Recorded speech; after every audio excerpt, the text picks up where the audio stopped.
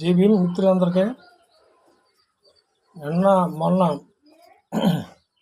ఆకివీడి పెద్దపేట నుంచి central jail నుంచి release అయిన 10 మంది కుర్రోళ్ళకి నేను చెప్పేది ఏంటంటే, మీరు ఇక నుంచి అయినా మీ జీవితాల గురించి ఆలోచించండి, మీ బిడ్డల భవిష్యత్తు గురించి ఆలోచించండి. ఏదో ఎవడో వచ్చి ఎక్కిస్తున్నాడని, కొంతమంది నీలకుమారులు వచ్చి ఎక్కిస్తున్నారని మీరు ఆ బాటలో వెళ్తే మీరు ఏం కోల్పోతారో మీకు తెలుసు. ఇకనైనా మారితే అంబేద్కరిస్టులుగా మారి మీరు అంబేద్కర్ ఫాలో అవ్వే వాళ్ళు అయితే చెడు మాటలు వినరు.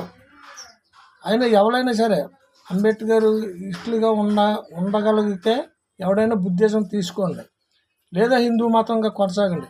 ఏదో నీతి కౌరులు ముదు కౌరులు చెప్పి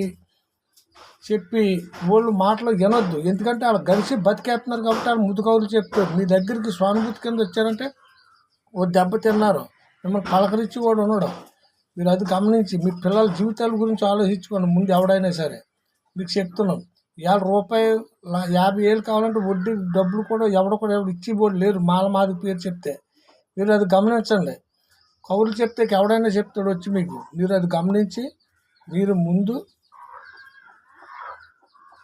ఈవేళ మనకి ఎవడో ఏదో చెప్తున్నాడని కాకుండా మీరు మారండి, ముందు ఆ ప్రయత్నం చేయండి. జై భీమ్.